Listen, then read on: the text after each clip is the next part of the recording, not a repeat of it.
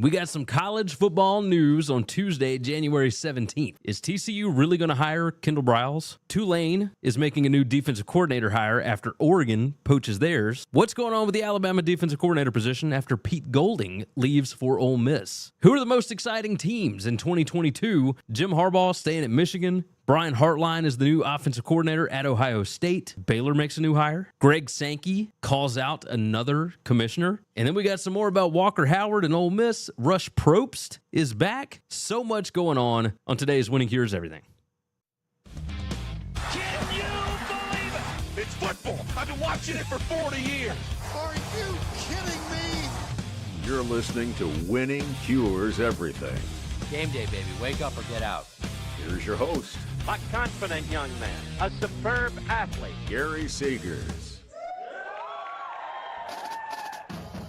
Welcome in, Winning Cures Everything. It's Tuesday, January 17th. That's right, your host, Gary Seegers. You can follow me on Twitter at GaryWCE. Hopefully everybody's having a wonderful week thus far. Hopefully you all had a good holiday on Monday, if you were in fact off work for Martin Luther King Jr. Day.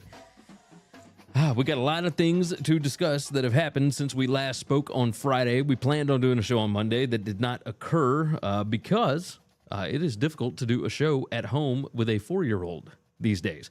Now, a lot of you guys know I do have a little boy named Lincoln. He is at home, whenever we have holidays, of course. He's in preschool right now, or pre-K, I guess. He'll start kindergarten next year. But, he is quite the handful. Quite the handful.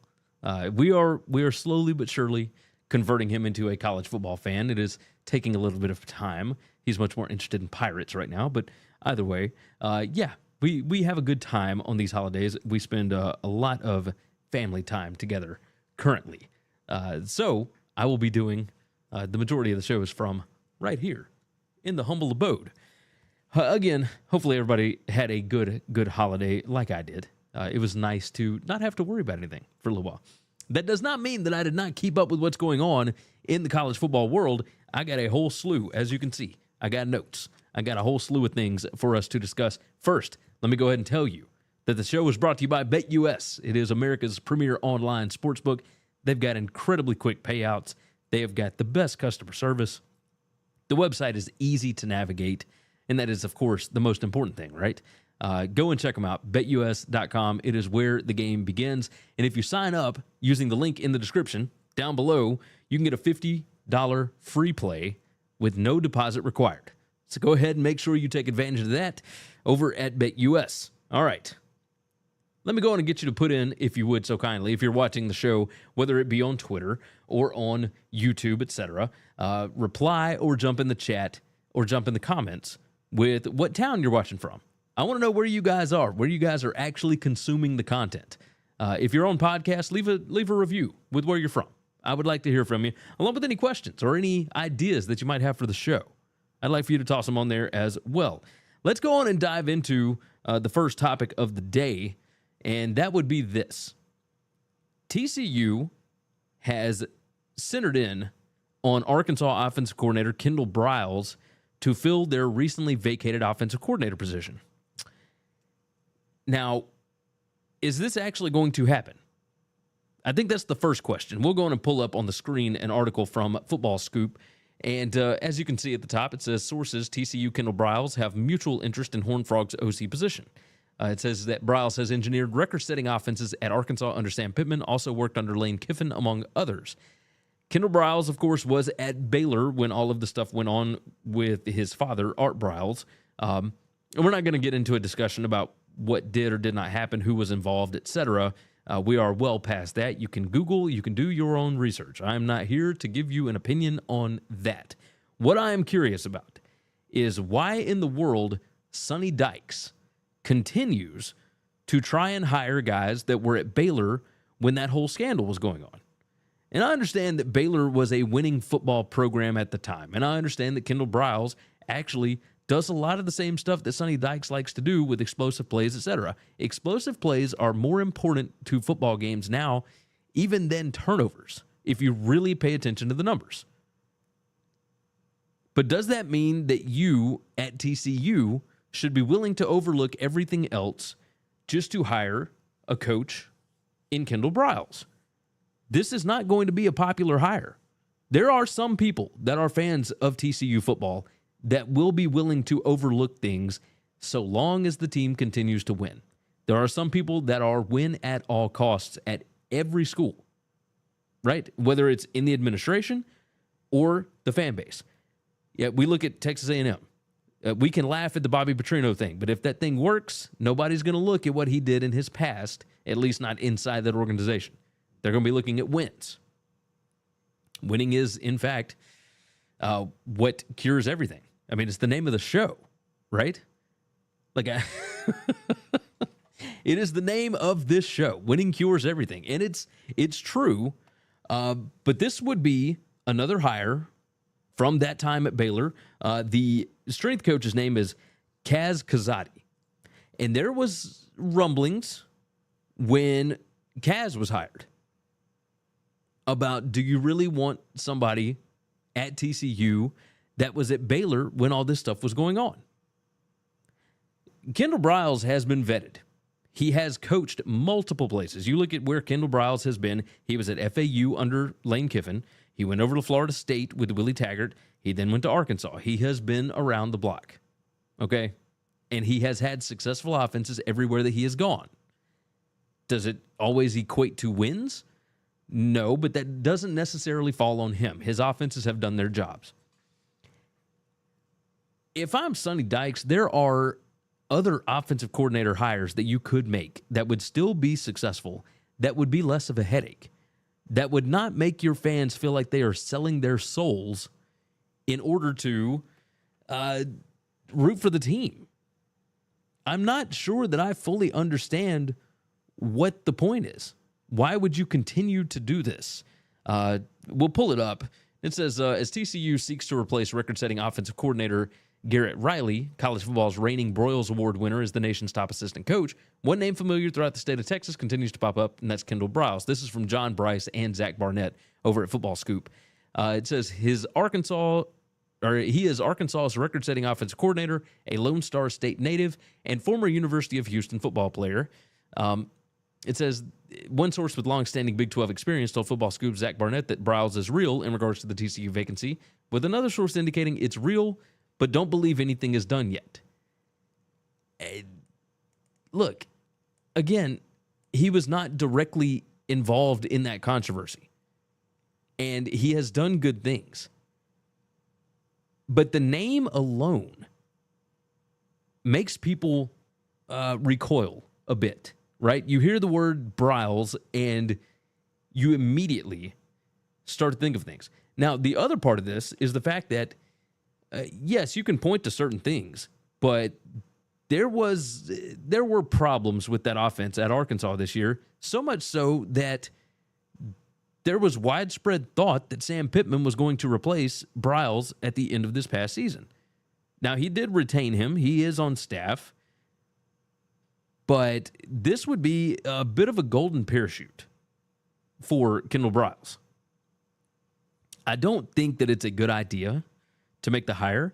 And even if you do hire him and you continue to make strides towards winning a national championship, even if you were to make it to the playoff again or win another win a Big 12 championship, I don't think that necessarily means that the hire was successful. You have to look and see exactly what your fan base wants, what your power brokers want, and I don't think this is it. I don't think the TCU fans and boosters, etc., the people that really support this school, feel comfortable with having a Briles on staff, having another member of the staff that was at Baylor when all of that mess was going on. I just don't. Now, you guys can correct me if I'm wrong.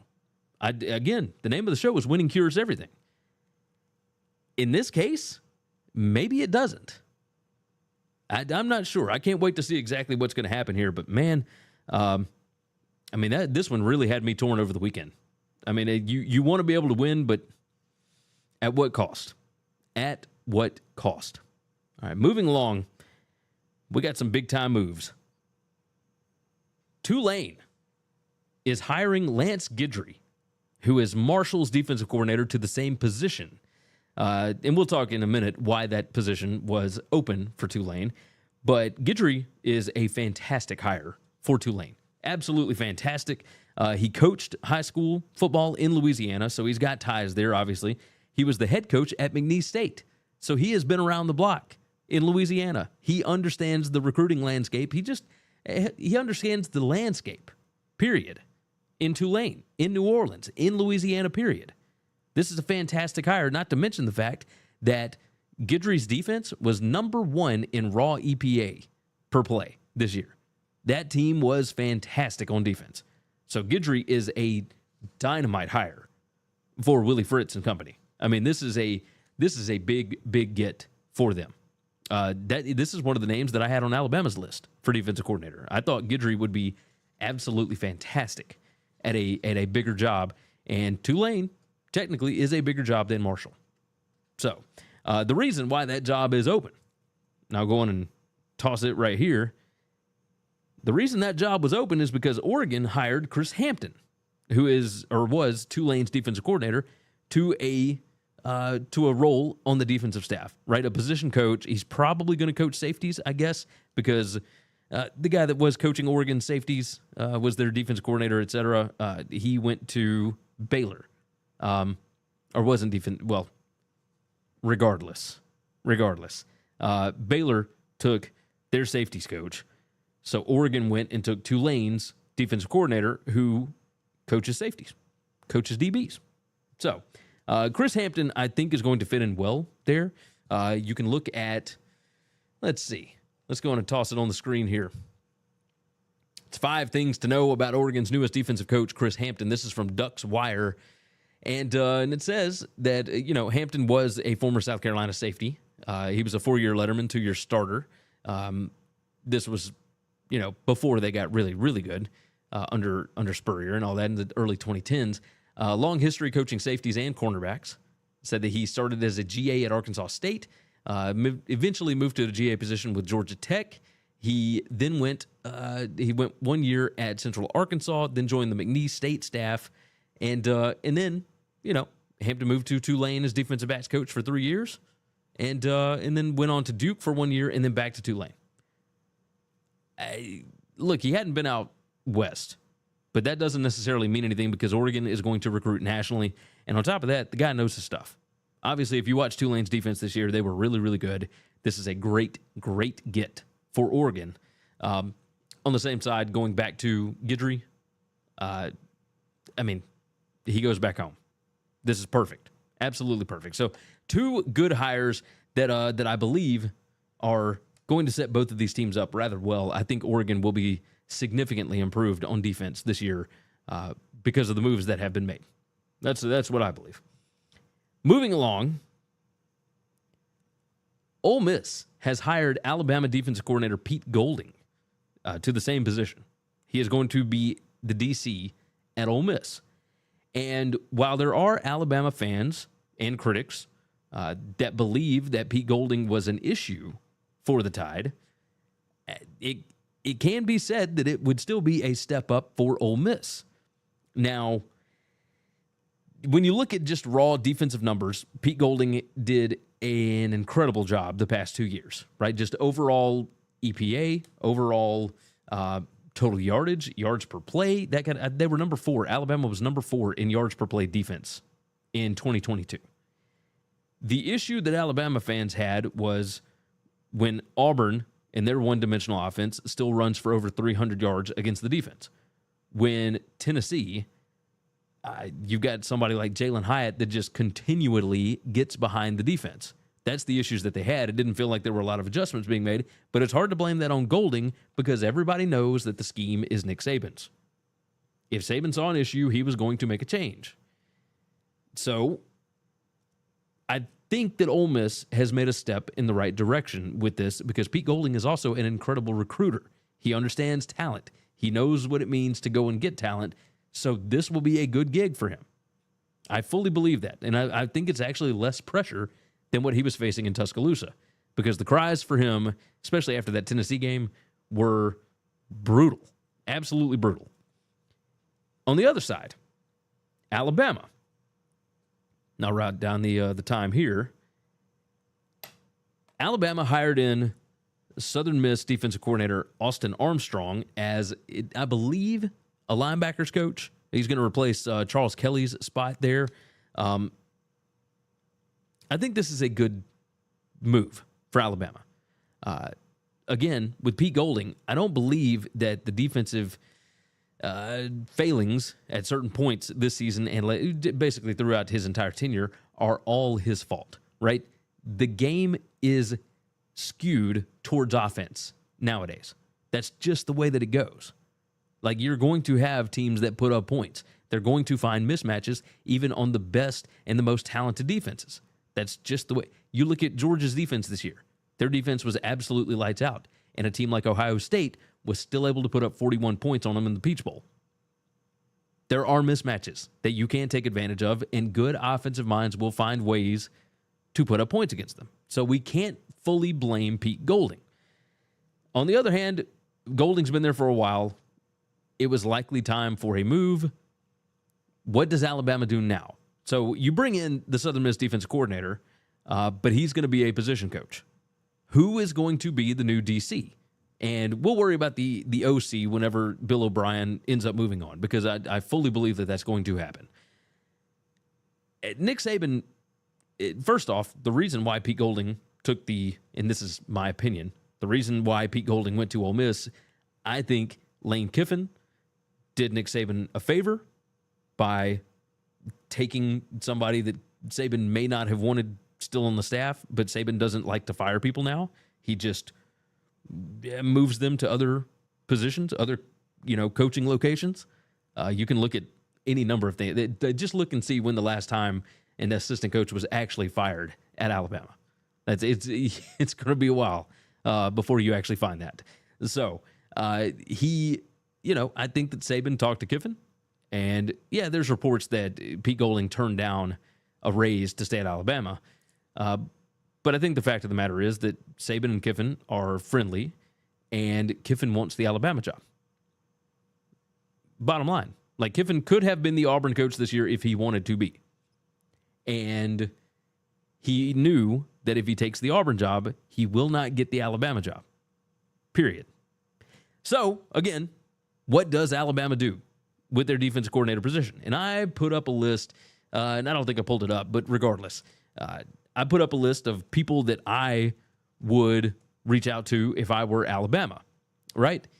And my thought process behind this was new guys, new coaches, more, what's the word I'm looking for?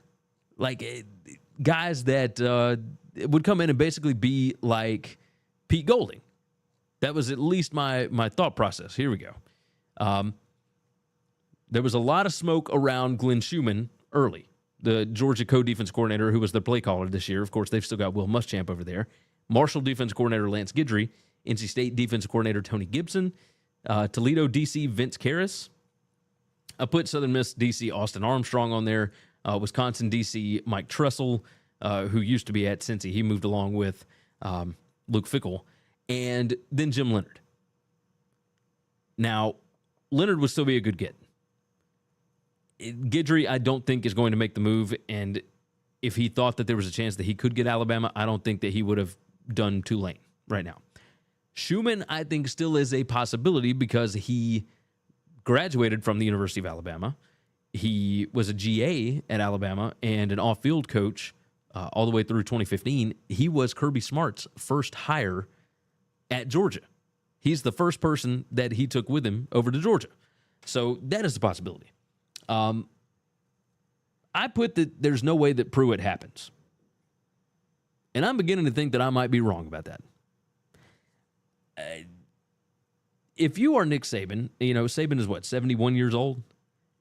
Do you really want to break in a new coach that you have to teach the system to all over again? Now, Schumann already knows the system. He already knows everything that there is to know. Do you want to bring in somebody else that has not worked for you before when you're trying to win another title before you eventually retire? Like, he understands that his time at Saban understands that his time is limited. And now, from everything that I'm hearing, it appears that there is a push to bring Jeremy Pruitt back in. I would be beyond shocked if it ends up happening. I really would. Because all the NCAA stuff with Pruitt, like, we're going to find out middle of spring, I guess, sometime around there, what the actual penalties, I guess that's the word I'm looking for, what the penalties will be for the recruiting violations, et cetera, at Tennessee under Pruitt. He could end up with a show cause. Do you want to be going through this again? You know, I think the most realistic thing that we're looking at is probably Alabama paying a lot of money to Glenn Schumann to come in and run the defense, and Jeremy Pruitt being an analyst. That's just a guess, because I would imagine that Schumann, if he is successful at Alabama as well, he will get a head coaching offer very, very soon. Just a guess, because he is rapidly rising the ranks. So, all right, let's hit some ads right quick, and then we're going to talk about the most exciting teams in 2022. But first, let's do this. Let's check out some things you should know about. College football is back, and BetUS TV has you covered. Every Tuesday and Wednesday at 1 p.m. Eastern, we've got expert game analysis to help you make informed decisions before kickoff, only on the BetUS TV College Football Channel. Visit winningcureseverything.com to find everything you need to know about us, including full shows in video or podcast form, gambling picks, merch, the gear we use, and more. If you want more content from me, Gary, visit betustv.com. I host the How to Gamble on Sports show, and from August through January, the BetUS College Football show. You can subscribe to both on YouTube. If you haven't already, subscribe to the podcast on Apple, Spotify, or whatever's your favorite podcast app. And if your app allows it, leave a 5-star written review. Visit the Winning Cures Everything web store to get all kinds of football shirts, hats, hoodies, mugs, and more. Visit winningcureseverything.com/store to see what all we've added. And now, back to the show. All right. Again, thank you for watching. Thank you for listening. If you're watching the show on YouTube, go ahead and hit that like button and make sure that you are subscribed to the channel, whether it be on podcast or on YouTube. We certainly appreciate that.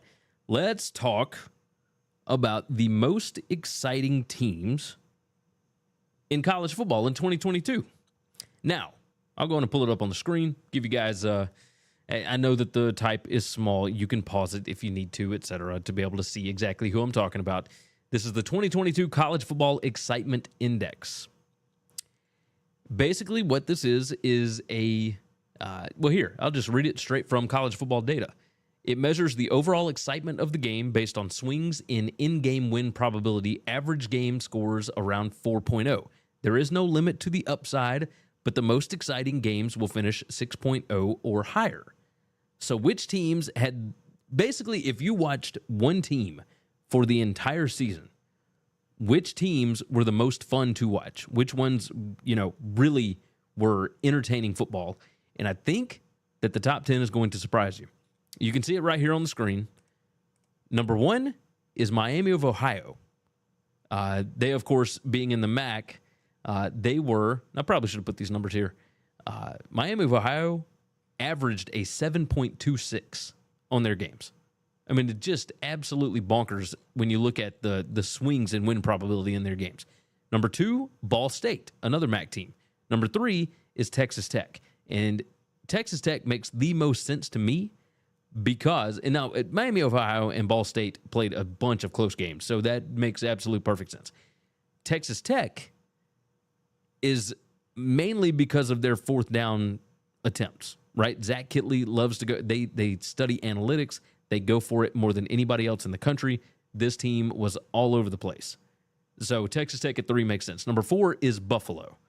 So the Bulls, another MAC team, close games, makes sense. Number 5, Georgia State. Now, that does make sense. They played some really close games. They lost some close games. When we get into post-game win expectancy and who overperformed and who underperformed, etc., you'll see Georgia State had some interesting games. Georgia Southern is number 6. Number 7 is Eastern Michigan. This is another MAC team. Again, close games in the MAC means huge swings in win probability during ball games. Number 8 was Coastal Carolina. Makes perfect sense. Makes perfect sense because they did play some really close games in the Sun Belt. Number 9 is East Carolina. And then number 10 is West Virginia. I think that those top 10 would surprise you, right? Let's go through conference by conference. I'll give you the top 2 in each conference. The AAC, number 1 was East Carolina. Number 2 is Houston. In the ACC, number 1 was Wake Forest. Number 2, Virginia Tech. That's right. In Brent Key's first season, they were one of the more exciting teams. Yes, post-game win expectancy, I think, will shock you on Virginia Tech. Big 12, Texas Tech and West Virginia. I already talked about those. In the Big 10, number 1 was Indiana. Number 2 was Nebraska. That's right, Nebraska. The same bunch that fired their coach after week 2. Yes, Nebraska. Conference USA, Florida Atlantic, and UTEP. That's right. That's right. The Independents, Liberty was number 1, and Army was number 2. In the MAC, Miami of Ohio and Ball State, we talked about those. In the Mountain West, number 1 was Wyoming. Number 2 was San Jose State. And yes, I think that those two do make sense. You play close games, you're going to have huge swings. It makes sense. In the Pac-12, number 1 was Cal. Number 2, Oregon State. That's right. The 10-win Beavers were number 2 in the most exciting teams to watch in the Pac-12. In the SEC, number 1 was Arkansas. And if you go back and actually think about the games that Arkansas played in, a lot of close ones, a lot of swings in win probability, etc. Think about that Alabama game. They were down 28-0. Then they were down 28-23, and then they ended up getting run out. Yeah, it makes sense. Texas A&M, kind of the same thing. Closer games, a lot of close games. The Sun Belt, number 1, Georgia State. We talked about that. And then number 2, Georgia Southern. The most exciting teams. And I'll probably go through this year on Twitter, somewhere else as well, and we will talk about, what the most exciting games were, 1 through probably 40 again. So I did the same thing on Twitter last year, shared out clips of each game, all that kind of stuff. So pay attention to that going forward. Let me tell you right quick about Flow Sports. Flow Sports is fantastic. Over 25,000 different sports matches like MMA, D3 football, etc. You can click the link in the description to go and check them out. I highly, highly recommend it. They have got exclusive sporting events over there that you, I bet, as a sports fan, if you're watching this, you're a diehard. Let's not kid ourselves. I think you would be interested in Flow Sports. So check it out. Jim Harbaugh is staying at Michigan. Does that surprise anybody? Not really me, I don't think. My question here is, was he really interested in the NFL, or was this all just a contract dispute?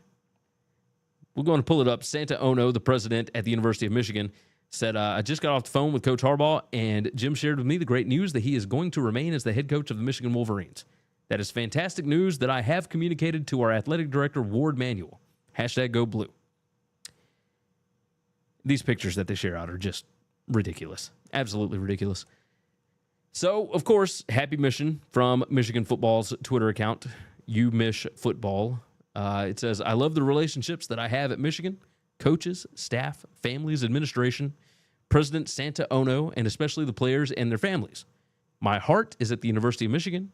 I once heard a wise man say, don't try to out happy. Go Blue. So, again, the graphics are ridiculous that they continue to share out. I don't know why the president had to share a graphic. I don't know why the president is the one that's releasing this news. But I do feel that this was completely contract related. I think that he did have NFL interest. I think NFL teams did want him, but I don't think that they were willing to give him the kind of control that he wants after being a college football coach. As a college football coach, you have control over everything. Your recruiting board, the way that the organization is run, period. You have control over all of it. Once you've got a taste of that, You go to the NFL, all of a sudden you got a GM. You got a team president. You got all these other people that don't necessarily have to do it your way. It's a whole different ballgame. Now, Harbaugh was an incredibly successful NFL coach, right? 44-19, I believe. Look, I have no doubt that he would be successful again. I think that he could adapt. If you were given the amount of money at Michigan that he wants, why would you leave? Now, of course, we can sit back. It sounds a little ridiculous when I come on and talk all the time about how insane the workload has gotten for college coaches and that the majority of them would rather be in the NFL. But the truth of the matter is, the workload has gotten really, really difficult for the people under the head coach. The head coach still has to do a lot of work now because of the way that the calendar is working. But truth be told, like the majority of coaches would rather work in the NFL because there is at least an offseason. There is at least a chance to take a break from building your roster, right? In college football, it is just the wild, wild west out here. Do I think it's good that Jim Harbaugh is coming back? Yes, absolutely. Right? This is better for the game of football for Michigan to be good. It's better for the game of football that characters like Jim Harbaugh exist. That's the biggest thing. But honestly, it's not super surprising to me because I didn't think that any NFL franchise was going to give him the control that he wanted. And I think it really just came down to is Michigan going to give him what he wants? And it turns out, yes. I think the biggest thing that you can take away from this is the fact that the president of the university and the head coach got together and figured this out, and not the AD. The fact that the president said, I have informed our AD that Harbaugh is going to stay on as head coach. How long is Warde Manuel going to be in this position? Because if this was a battle between him and Harbaugh, looks like Harbaugh just won. Just a guess on my part. Let's talk right quick about Ohio State. Seems like a good stopping point, right? A good transition from Michigan straight to Ohio State. Brian Hartline is going to be the new offensive coordinator at Ohio State. Now, he was already the passing game coordinator. But now that Kevin Wilson has taken over the Tulsa job, they were looking for a new OC. It makes absolutely perfect sense that Hartline would step right up into that role. Now, I don't know that Hartline has ever actually called plays in a meaningful game, right? I don't know that. What I do know is that there was a lot of talk about Ryan Day giving up play calling duties after the playoff game, right? Kirk Herbstreit talked about this going, I think, at the Rose Bowl, whatever, College Game Day, somewhere around there. Does Ryan Day want to give up play calling duties to somebody that does not have experience calling plays? I think that's a big, big deal. Now, we'll see. Obviously, Hartline is great at his job. He is great at recruiting. He's going to move on to bigger, better things. He's going to be hired as a head coach somewhere eventually. It will happen. He might be next in line if Ryan Day decides to get an NFL itch. But I think this is a huge, huge move and big for Ohio State to promote him, but also just to keep him around for a while. If you look at what this guy has done recruiting-wise, that roster is awesome. And it has a lot to do with the fact that Brian Hartline is really, really good at his job. Now, is he the best position coach that we've had in college football? He's still really young for that.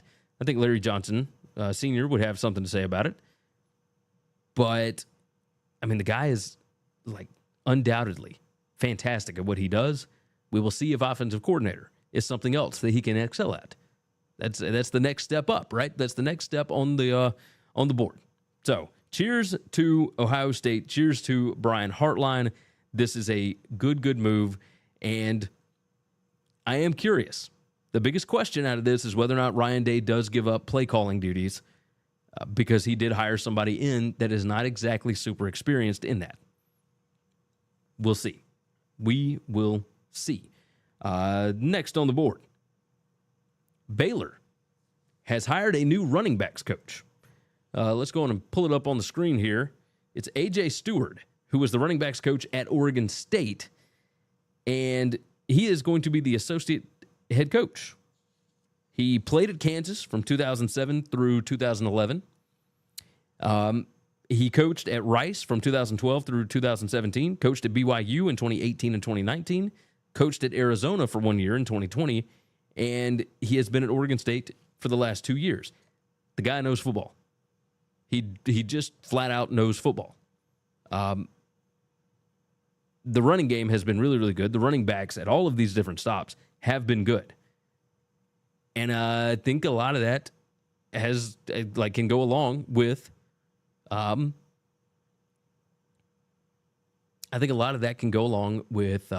they're trying to do at Baylor. Abram Smith finished with a school record 1,601 rushing yards back in 2021. You look at what he did at Oregon State, and I mean, he coached the 2021 Pac-12 leader in rushing named BJ Baylor. He's good. The guy's really, really good. And so he's from Texas, or not from Texas. How about this? He has coached in Texas for a long time. It's somebody else that understands the landscape, that knows what he's doing there. I think this is a fantastic hire by Dave Aranda. Dave Aranda has been nailing it with his hires. He really has. Ever since he's been at Baylor, he has made some really good hires. And we'll see. Some of them obviously don't work out. Ron Roberts this year was not great, but hey, they won a Big 12 title with him last year. That's pretty good defense last year, pretty good offense. Jeff Grimes, etc. We'll see how long Grimes hangs around though. Let's go ahead, hit the last ad. We got a few more things that we need to discuss on the backside. Let's check out some things you should know about. Follow the show on Twitter at Winning Cures, and you can follow Gary at Gary WCE. You can also follow on Facebook. Got your own podcast or web show? Looking to start one? Or you're just curious how we look and sound so good? Well, we've got all the gear that we use listed on our gear page on the website. And if you order using our links, you'll be supporting the show too. Subscribe on YouTube to get not only full Winning Cures Everything shows, but individual segments and other goodies as well. We're over 6,000 subscribers, and our goal by the end of the year is 7,500. If you're interested in advertising on a show that reaches over 80,000 unique football fans per month during the season, send an email to Gary@winningcureseverything.com, and we'll put together a plan that best fits you or your business. And now, back to the show. All right. Let's first, again, let me tell you, thank you for consuming the show. Thank you for checking out what we're doing over here. If you would, share the show out, tell your friends about it for sure. Let's talk about Greg Sankey. Greg Sankey, during Georgia's national championship celebration in Athens over the weekend, called out former Big Ten, current Big Ten commissioner, soon to be former Big Ten commissioner, Kevin Warren. And I'll go on and pull it up on the screen. Let's see if you can actually hear it. He committed as a leader, and we need leaders today in college football and college sports, not leaders who make a stop to build a resume and go on to something else, but those who understand the problems ahead are real and demand our attention. And in case you couldn't hear it, because it's not super loud, it says, we need leaders today in college football and college sports, and not leaders who make a stop to build a resume and go on to do something else, but those who understand the problems that are real and demand our attention. I mean, that is about as cold-blooded as you can get as far as the commissioner is concerned. He just called it like he saw it and said, look, we don't need people that are going to come in and build a resume. We don't need somebody coming in from outside of our little bubble here to try and tell us what we've got wrong. And that seems like, from everything that I've read, exactly what Kevin Warren has tried to do in his 3 years as commissioner at the Big Ten.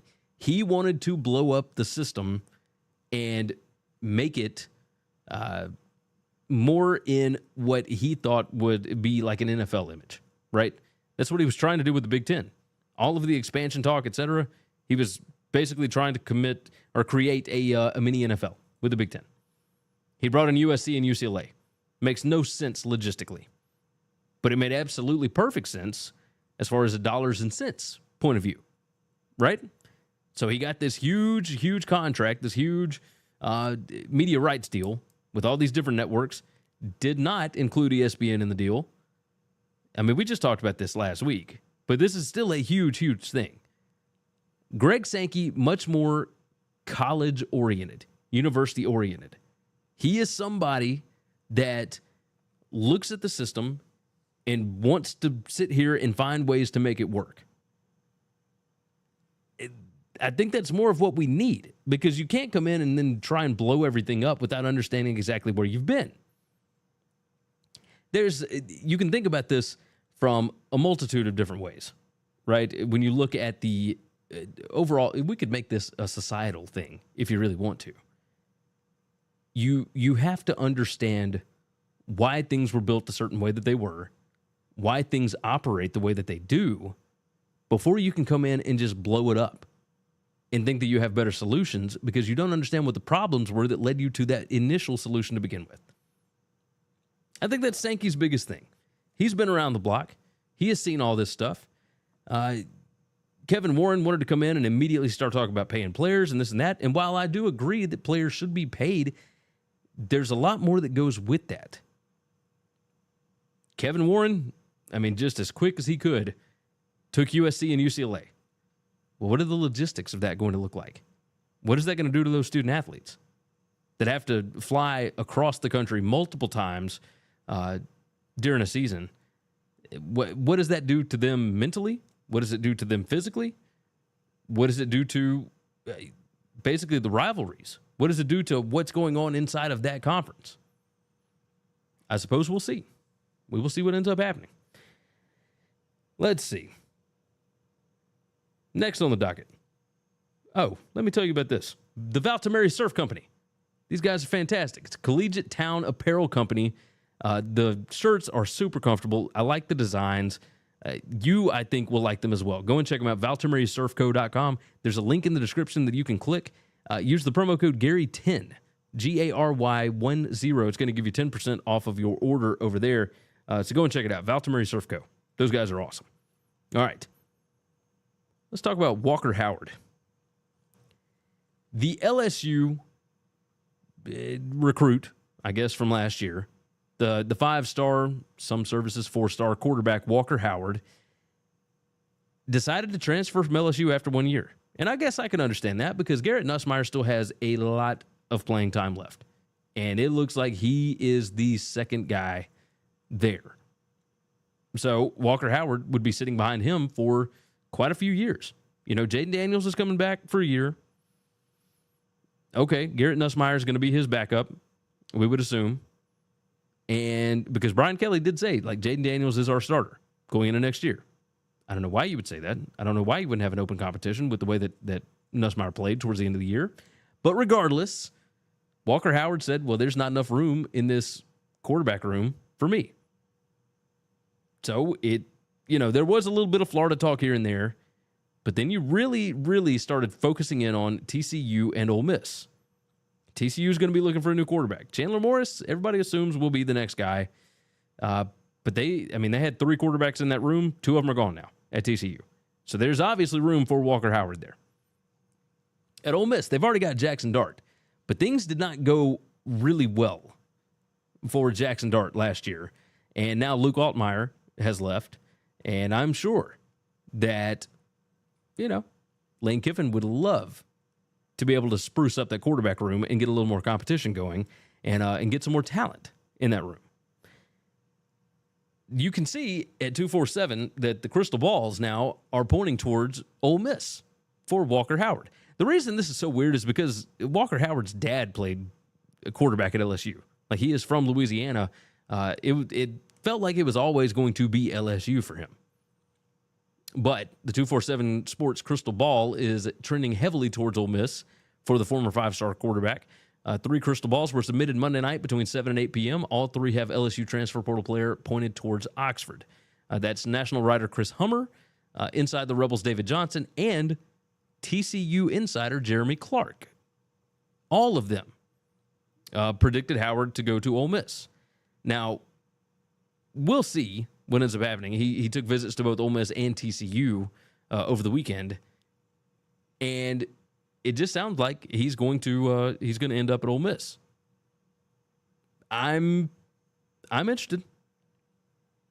Like, you've already got a starter at Ole Miss, but it's a starter that did not perform well. This guy already had a pretty good relationship with Kiffin. Kiffin was recruiting him even though he was going to LSU. Kiffin has been on him pretty hard since he entered the portal, and I don't know that TCU has. I do think it is a bit of an issue that we don't know who TCU's offensive coordinators are going to be, right? But at the same time, it shouldn't matter. It's Sonny Dykes' offense. I mean, it's we know what this is. My guess would be Ole Miss because I trust guys like Chris Hummer. And when you've got the TCU insider telling you that he's going to go to Ole Miss, you would have to typically believe that. But regardless, we'll see what ends up happening with Walker Howard. That'll be a big get for either one of those programs. Last on the docket today. This is an interesting one. You guys are going to love this. Rush Propst is headed back to high school football coaching in Alabama. He will be an associate head coach and athletic director at Coosa Christian School in Gadsden, Alabama. Now, what's surprising to me is, well, I mean, everybody knows that Rush Propst, it's super controversial stuff. It turns out he was the head coach at Hoover, and there was a show on MTV back in the day called Two-A-Days. And all those kids at Hoover became like, huge stars, or I guess B-level star, whatever you would call it. It was a really widely watched show, especially down in the South. Rush Propst was, became somewhat famous off of it. And then it was revealed that Rush Propst had two different families. One of them knew about the other one didn't.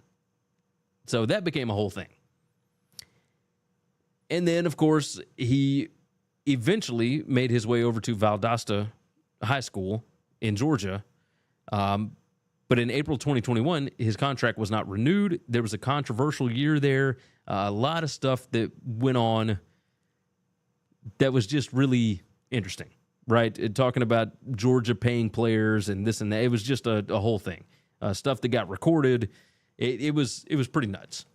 But he also talked about Alabama buying players as well. He has been caught talking a lot. We'll just say that. And he's not exactly known as the most Christian individual. I will certainly say that. So for him to be coaching at Coosa Christian is pretty funny, at least to me. Like, I think it's hilarious. But alas, it is what it is. I just realized I got the date wrong on this stupid thing. Here, we're going to take it off for now. Good gracious. Yes. So Rush Propst is back. I'm very interested to see what this is going to be like because I've never seen a setup like this. Mark O'Brien is the current head coach, and he is the one that wanted to bring in Rush Propst. And basically, they're going to be two acting head coaches. O'Brien seems to believe that he and Propst can coach the team together.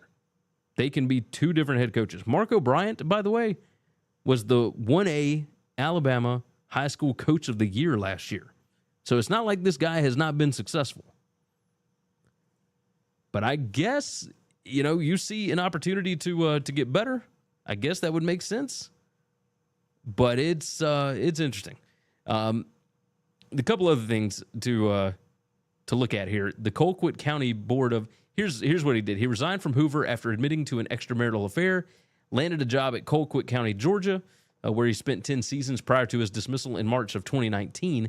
The Colquitt County Board of Education voted to remove Propst from his coaching position after it was determined he violated the Code of Ethics for Educators for 1, legal compliance, 2, conduct with students, 3, honesty, and 4, public funds and property, including giving pills to students on more than one occasion and owing nearly $450,000 in delinquent federal and state taxes. I mean, that is nuts. Absolutely nuts. And yet here he is. He's coaching at a Christian school. So we'll see what happens. But this is proof again of, one, winning cures everything. I mean, it's the name of the show. We talked about that already with Briles. 2, it just goes to show that if your talent exceeds your problems, you will have a job somewhere doing something. So, let's see. We could have talked about Ed Reed complaining about the trash at Bethune-Cookman. Alabama wide receiver Tyler Harrell, who, of course, came over from Louisville and was injured all year, didn't get to play. He has entered the transfer portal. Oregon tight end Cam McCormick is going to Miami. Yeah, just a lot to dive into there. We'll close out the show with this information. We'll pull up the right story here. Let's see. All right, so I'm sure everybody has heard at this point. Georgia lineman Devin Willock. He was a passenger in a Ford Expedition that crashed on Barnett Shoals Road. He and a recruiting staffer, Chandler LaCroix, died in that wreck. And, of course, this was after the Georgia celebration.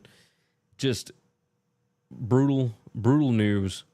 Obviously, our thoughts and prayers, etc., are with the Georgia family because this is a rough one to get through. But, man, that is just brutal over the weekend. You would never expect after a celebration parade, etc., you're celebrating a national championship. These guys were part of that program, and yet very quickly, lives lost needlessly over the weekend. These are always tough things to talk about, right? Like, it's just why I wonder why it's so difficult to discuss these things, but that's where we are now. And so, yeah, prayers out to all of the Georgia family. This is a rough thing to have to deal with over the weekend. I'm sure they will have a nice big memorial, but Devin Willock was, everything that was good about college football. He was a fun kid. There were videos going around of him like showing off his championship ring from 2021, I believe, to different fans, like kids and whatnot. He seemed to be really, really good with anybody that was interested in talking to him. So you hate to see something along those lines. I hate to close out the show on something like that, but I didn't want to not mention it. So prayers up to the Georgia family on that one. With that said, I believe it's time for us to get out of here. Thanks to BetUS, America's premier online sportsbook, where the game begins. For always bringing you guys the show, go and check them out, BetUS.com. Click the link in the description. You get a $50 free play, no deposit required. All you got to do is sign up. So go on and check that bad boy out. And with that said, it's time for us to get out of here. You guys take care of yourself. Take care of each other. And hopefully, all of your tickets cash this week. Psst. Hey, if you like this video, go ahead and hit the like button, hit the subscribe button, and of course, jump in the comments. Thanks for listening to Winning Cures Everything. Make sure and subscribe on YouTube or your favorite podcast app. And make sure to leave a nice 5-star review. You can follow Gary on Twitter @GaryWCE. And the show is @Winning Cures. Be sure to check out the merch